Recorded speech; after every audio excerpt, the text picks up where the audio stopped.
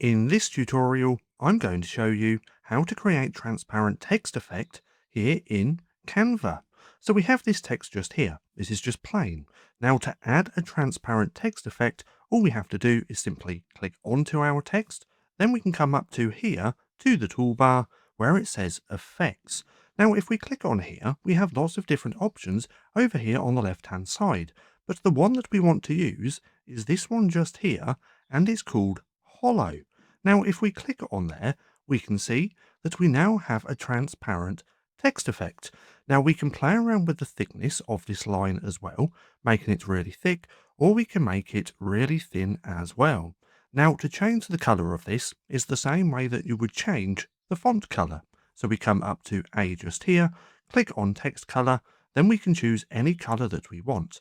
Now, we can add our own hex code color just here, or play around with this color palette bar as well, or we can choose from our document colors, the photo colors, default colors as well, and even gradient colors as well, just like that.